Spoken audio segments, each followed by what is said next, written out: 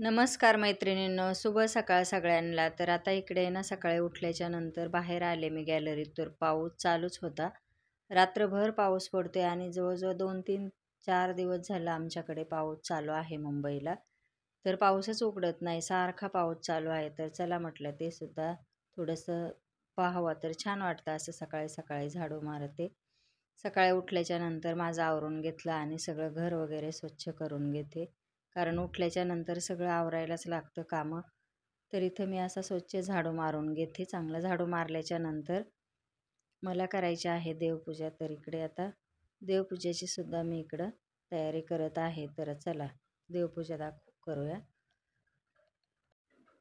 तर इथं माझं दिवाबत्ती सकाळचं करून झालेलं आहे आणि धूप पण लावून घेते, म्हणजे छान असा सुगंध घरामध्ये दरवळतो आणि चांगलं वाटतं सकाळी उठल्याच्या नंतर देवपूजा केली तर. असं दिवस पण फ्रेश जातो आणि दुसऱ्या पण कामाची सुरुवात करताना असं चांगलं फ्रेश वाटतं. तर आता मी इथं दर्शन घेते. सकाळी माझं हे असतंच, कारण देवपूजा, देवाचं दर्शन आणि नंतर बाकीचे कामं. कधी वाटलं तर सकाळचा स्वयंपाक लवकर असला तर मग मी सकाळीच करून घेते. पण आज संडे आहे त्याच्यामुळं चाललंय उशिरा दमाने. तर मी आता किचनमध्ये आले आणि संडे स्पेशल असा नाश्ता बनवायचा आहे. तर काय बनवायचं, तर आपलं सगळ्याच मराठी लोकांचं काय असतं बनवायचं, पोहे बनवायचे आहेत. तर रविवारी काय ना काय असा नाश्ता मी बनवते, कारण वेळ असतो ना त्याच्यामुळं. मुलं पण घरी असतात आणि दिवसभर असं थोडासा वेळ असतोच, दमाने स्वयंपाक करा, नाश्ता बनवा कारण. तर मग इकडे मी आता पोहे बनवून घेते. तर इथं चाळणीमध्ये पोहे काढून घेतले, चांगले चाळून घेतले. त्याच्यामध्ये एक अर्धी काडी वगैरे असते तीसुद्धा काढून घेतली आणि नंतर लगेचच धुवून घ्यायचे, सगळं पाणी निथळू द्यायचं त्याचं आणि त्याच्यानंतर पोहे भिजतात थोड्या वेळा आणि कोरडे पण होतात. तर कांदा आणि मिरची, कोथिंबीर, कढीपत्ता हे सुद्धा कापून झालेलं आहे. तर चला करूया आता पोहे. पोहे तर सगळ्यांनाच आवडतात घरामध्ये, कोण असं खात नाही असं नाही आहे. तर आता इथं कढईमध्ये मी तेल टाकून घेते आणि पोह्याला थोडंसं जास्तीचं तेल टाकायचं, म्हणजे असे चांगले मऊ पण होतात आणि छान लागतात खायला पण. तर तेल गरम झाल्याच्या नंतर त्याच्यामध्ये जिरे आणि मोहरी टाकून घेऊया. एकदा पोह्यांचा नाश्ता बनवला ना तर चांगलं कमीत कमी 2 वाजेपर्यंत जेवणाची गरज नाही, कारण पोहे जर खाल्ले ना तर भूकच लागत नाही. त्याच्यामुळं म्हणलं चला आज आहे वेळ तर थोडासा नाश्ता बनवूया आणि संडेला काही ना काही नाश्ता मी बनवतच असते. तर आता इकडे शेंगदाणे सुद्धा टाकून घेतले. तर शेंगदाणे चांगले तळून द्यायचे, त्याच्यानंतरच मिरची टाकायची. मिरचीसुद्धा तळली ना मग कांदा टाकून द्यायचा, कारण मग कांदा मिरची कच्ची राहत नाही आणि छानपैकी असा कांदा परतला जातो त्याच्यामध्ये. तर अशा पद्धतीने पोहे तुम्ही सुद्धा करा नाश्त्यासाठी किंवा असे मध्ये करून खाल्ले तरी चालतील. तर आता कांदा टाकून घेते. कांदा टाकल्याच्या नंतर परत खालीवर करून घ्यायचं छानपैकी आणि नंतर चांगलं त्याला तळू द्यायचं, कांद्याला आणि मिरचीला सगळं, कारण शेंगदाणे तर आधीच तळलेले होते. तर आता याच्यामध्ये आपण टाकणार आहोत थोडासा कढीपत्ता. कढीपत्त्याने सुद्धा पोह्याला एकदम छान अशी टेस्ट येते. तर आता इकडे आपण टाकून घेऊया मीठ टाकू, म्हणजे कांदा लवकर चांगला परतला जातो.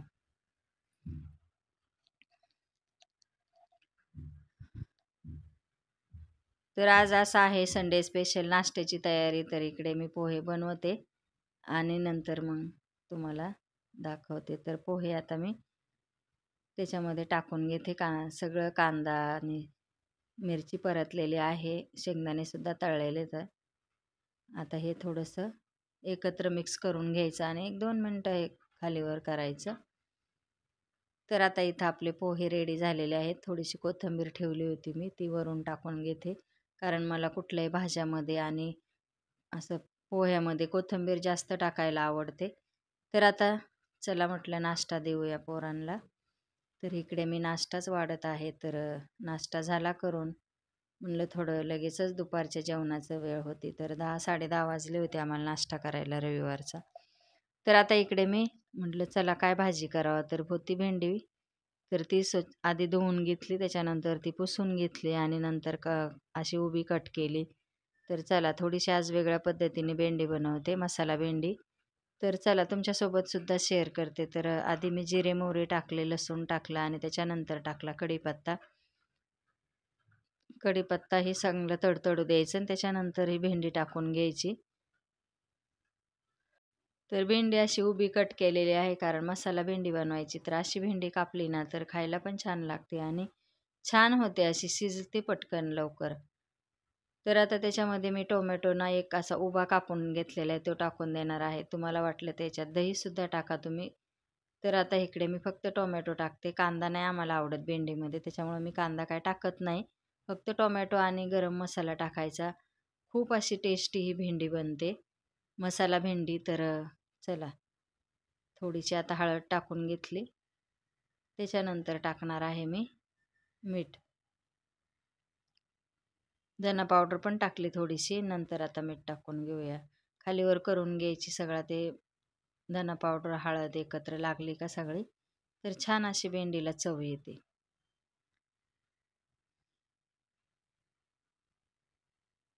तर आता मीठ टाकून घेतले. परत खालीवर करून घ्यायची, एकत्र मिक्स करायची. थोडंसं आता मसाला टाकायचा. मसाला म्हटलं तर कुठला घरगुती मसाला जो आपण रोजच्या जेवणात वापरतो ना, तोच टाकायचा. तर छान होते अशी पण. तर हिरवी मिरचीतली करायची असेल तर ती सुद्धा तुम्ही करू शकता, पण ती वेगळी थोडीशी. पण अशी वेगळ्या पद्धतीने बनवली ना तर आवडते खायला सगळ्यांनाच. आणि मग हे तर खरं मला जास्त आवडते, त्याच्यामुळे मी बनवते. तर आता याच्यावर फक्त 2-3 मिनिटासाठी झाकण ठेवायचं. भेंडी काय लवकरच शिजते, फक्त झाकण ठेवायचं म्हणजे चांगली थोडीशी शिजली जातं. टोमॅटो आणि भेंडी एकत्र शिजली ना तर छान अशी त्याला चव उतरते. मग दही टाकायची गरज नाही. तर आता यात जर तुम्हाला शेंगदाण्याचा कूट टाकायचा असला तर टाका, पण मी नाही टाकत, कारण अशीच छान लागते खायला. तर आता भेंडी मी बाजूला ठेवते आणि म्हणलं थोडीशी कढी बनवायची. तर पातळ काहीतरी लागतंच, कारण एक सुक्या भाजीने काय सगळ्यांचे पोट भरत नाही. त्याच्यामुळं थोडंसं पातळ त्याच्या जोडीला लागतं. तर मी इथं कढीचं पण वाटून ठेवलेलं आहे तिकडं. थोडंसं दही पण माझं घरात शिल्लक होतं लावलेलं. तर म्हटलं चला, ते दही पण खराब होऊन चालले, तर थोडीशी कढी बनवूया, चट खातील म्हणजे जाईल ती संपून. आणि त्याच्यानंतर जिरे मोहरी टाकून घ्यायची, थोडासा कढीपत्ता आणि हिंग टाकायचं. आणि याच्यामध्ये मी शेंगदाणे, मिरची आणि लसूण, जिरे, हिरवी कोथिंबीर वाटून घेतलेली आहे. तर ताक आणि दही, बेसन पीठ ते एकत्र वाटून घेतलं, त्याचं ताक तयार केलं आणि नंतर बेसन पीठ टाकून ते मिक्सरला फिरवून घेतलं. तर थोडीशी हळद टाकायची कढीला, जास्त हळद टाकायची नाही. तर आता इकडे मी फक्त आता चमच्याने असं फिरवून घेणार आहे. कढी करताना काय करायचं, बारीक गॅस ठेवायचा आणि फक्त चमच्याने फिरवत राहायचं. जोपर्यंत कढी शिजत नाही तोपर्यंत चमच्याने एकसारखं फिरवत राहायचं. तर चवीनुसार मीठ टाकून घेतलं. फक्त कढी फुटू द्यायची नाही, कढी फुटण्याला लक्ष ठेवायचं, नाहीतर कढीची एकदम अशी चव जाते. तर फक्त असं चमच्याने फिरवलं ना तर कढी आपोआप शिजली जाते आतमध्ये आणि खूप अशी टेस्टी लागते. तर आता इकडं कढीसुद्धा झालेली आहे, साईडला ठेवते. तर मला चपात्या बनवायच्या आहेत. तर इथं जेवणामध्ये बनवलेलं आहे भेंडी आणि कढी, थोडीशी काकडी कापून ठेवली होती इकडं. तर आता मी चपात्या बनवून घेते. त्याच्यानंतर लादी पुसून घेतली स्वयंपाक झाल्याच्या नंतर, कारण स्वयंपाक केला ना तर लादी परत तेवढीच खराब होते. त्याच्यामुळे स्वयंपाक वगैरे करून घ्यायचा, मग लादी पुसायची, नंतर भांडी घासून घ्यायचे, नंतर जेवायचं. सगळं आवरलं ना मग नंतर दुपारच्या नंतर काहीच काम नसतंय. मग 4-5 वाजेपर्यंत निवांत आराम करून घ्यायचा. तर आता इथं मी भांडी घासून घेते.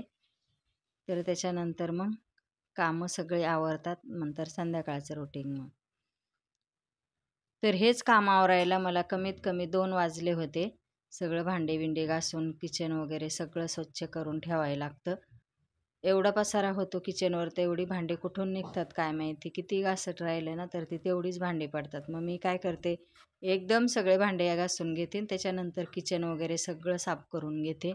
तर आता इकडे भांडेसुद्धा घासून झालेले आहेत. तर मी जाळी खिडकीमध्येच ठेवते, कारण इकडे ना हवेने लगेचच भांडे सुकतात आणि खूप छान असे ठेवायला पण जागा आहे. तर मी असेच ठेवते. तर आता इकडे मी किचन पण क्लीन झालेलं आहे. तर चला, कसा वाटला माझा रोजची रुटीन कमेंटमध्ये नक्कीच सांगा, आणि आवडत असेल तर नवीन चॅनलला सबस्क्राईब पण करून घ्या.